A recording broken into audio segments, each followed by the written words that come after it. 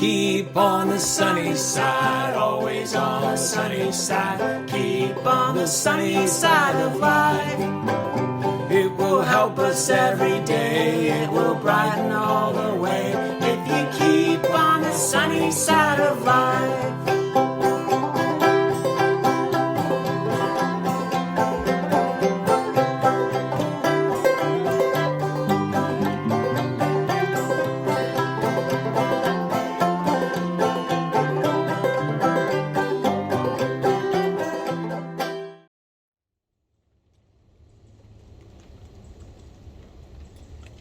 Hello, how are you doing today? Thank you for taking a few minutes to listen to this midweek video from Toledo First Baptist. My name is Joe Martin. I'm the pastor at First Baptist Church in Toledo, Washington. I was thinking about this as we were going through all these different things throughout these last few years, that how much we all really want stability, how much we really all want things to be predictable and normal. We want certainty. I was thinking about that there is kind of a myth about certainty, that we cling to it, we aim at it, but we don't find it. We all imagine that we sometimes have things figured out, that we have each other figured out, that we have things set, we have a plan in place that is going to get us through. We tell ourselves, I know better. I know them better than they know themselves. Sometimes we think like that. Or here's my 5-year plan. I'm set, I'm safe and secure. We're kind of like the person Jesus talked about in Matthew, or in Luke chapter 12:17. And he began reasoning to himself, saying, "What shall I do since I have no place to store my crops?" He then said, "This is what I will do. I will tear down my barns and build larger ones, and there I will store all my grain and my goods," which is a plan that sounds pretty good. And I will say to my soul, "Soul, you have many goods laid up for many years to come. Take your ease, eat, drink, and be merry." That also sounds pretty good. Like, what do they call that? Financial security, right?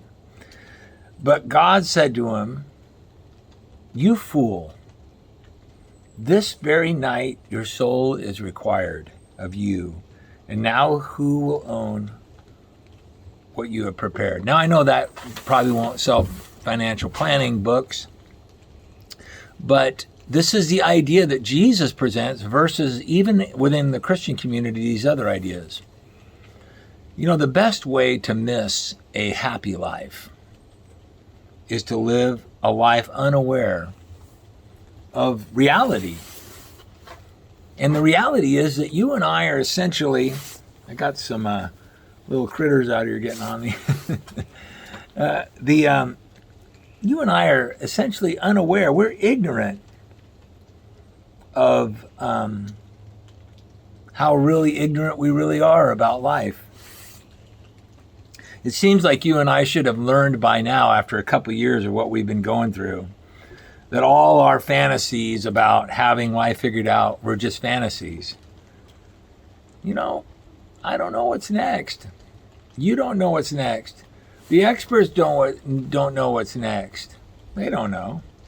By the way, before you get angry at anybody, nobody ever knows what's really next.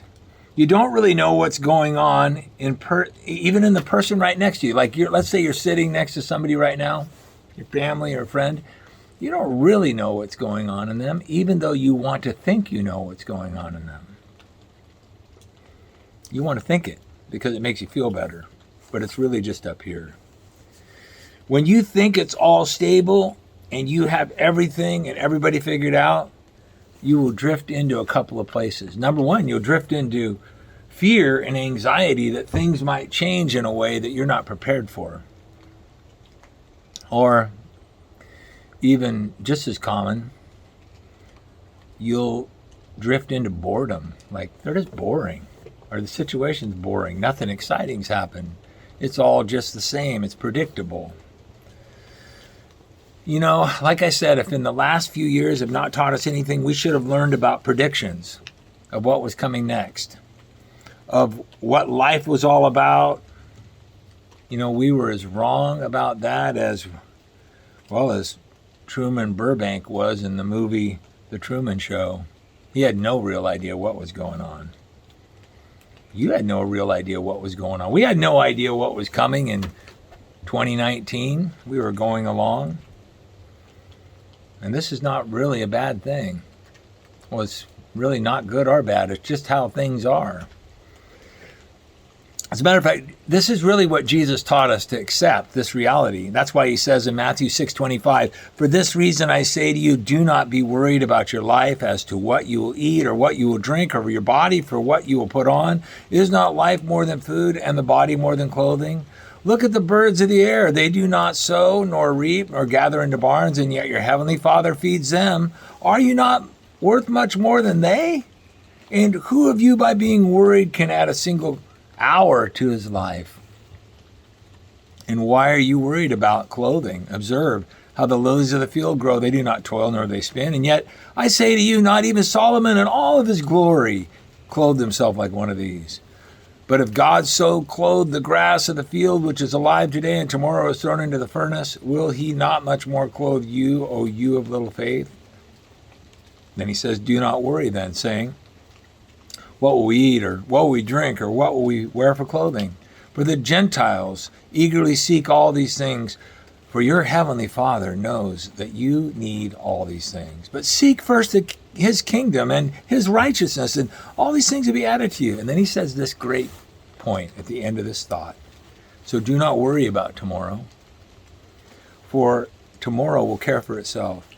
Each day has enough trouble of his own." You know what he's really talking about? He's not saying don't necessarily make any plans, but he's saying don't worry about it. Don't live back out there or back there. He's saying live presently. All your ideas about stability are all in your head. They can keep you from life. All your confidence in these things can knock you out from being curious. I mean, if you think you have things all figured out, you're not going to be very curious about figuring anything out, are you? If you think you have everything all figured out and everything all handled in every contingency, you know, you're not going to be full of wonder with where you're going and who you're going with. You're sitting there and you're worried. Oh man, what's going to happen? Or you're bored. Oh, nothing ever happens. Your ideas about certainty are just that. They're only ideas. They're just out up there in that upper story in your mind. When you think like this, what can happen really easily is when you get this kind of very confident idea about you having it figured out, it's kind of arrogant, really. You tend to take life for granted. You tend to take people for granted. You lose interest in the people around you because, you know, they're just same old thing. Even though they really aren't. You just think they are. You stop enjoying. I remember one time when I was a younger person, I got in a car accident. I wasn't driving. It's a wonder we lived. And totaled the pickup truck, rolled 8 times down a logging road. Old rig, couldn't get out, had to kick out a window, gas pouring in. It was a wonder we weren't burned alive or didn't die in some other way. Could have rolled down into a cliff right next to us. And I got out finally. We crawled out the back of a 52 Chevy pickup. No, I'm not that old. It was just an old pickup. And you know, I got out. My friend had to go call for his dad to get a wrecker, and you know, that near-death experience. You know what happened? I got out, and the trees never looked so golden. The sky never looked so blue. Life became interesting and sweet. Some of you have had this experience. You know, you've went through cancer, or you've had a near-death experience in your life and you remember the almost euphoria of, I'm alive. So great. Why? It's because the boredom of you having it all figured out, the illusion of that, the fog of that was gone. People lose interest in each other sometimes. This happens in marriages, especially long-term marriages. They lose interest. They break up, or they realize that person maybe isn't quite as boring as they thought, and they figure out that they're not quite so certain, and they begin to take a new interest in them, and they quit taking them for granted. They quit taking each other for granted, and they rekindle their love relationship and their interest in each other. How many times has a friend or a loved one, a family member, passed on, and maybe suddenly, or maybe even over time, and we'll say, maybe not out loud, but inwardly, man, I wish I had taken more time. I wish I could have said this to them, how much I love them, or appreciate them, or thank them. Or I wish I could have taken the time to resolve that issue with them. Or I wish I would have asked them this question so I could have known what that story was. I wish I could have listened more. I took them for granted because I just assumed they'd just be around. You might say, in this current age, you might say, I probably would have spent less time. I would have stopped living in my phone and started loving the moments the person was with me. I would have quit taking pictures and started living life. You know, you could do this with God too. Really easy to do with God. People get so religious, they lose the wonder of God. They really do. I've seen it happen many, many times. I spent a lot of years in theological education and saw people do this. A lot of years in church, people have God all figured out. You know, A.W. Tozer says, the first lesson in theology is the incomprehensibility of God. But most people forget that first chapter. God becomes a formula. They have all figured out. They've mastered it. God has been replaced with a stable theology and a doctrinal tradition. Could be 5 or 10 or 37 lines. But God has been replaced by an idea about God. You know, we don't really want to love the idea of a person. I don't want my wife to love the idea of me, or I don't want to love the idea of my wife. And God does not want us to love the idea about God, but He wants us to love Him. See, when you get into that idea of God, where you're living with God being replaced with this stable theology and all the answers and a doctrinal tradition that you feel safe, stable, and you know what else? Bored. That's what happens. What happens is the awe of the uncontainable God is gone. The mystery's all solved. All of the conundrums of between God's sovereignty and man's will are all solved, are subdued. The wonder is all now certainty. Matter of fact, I've heard a lot of people, their big view of God is a big view of their big view of God.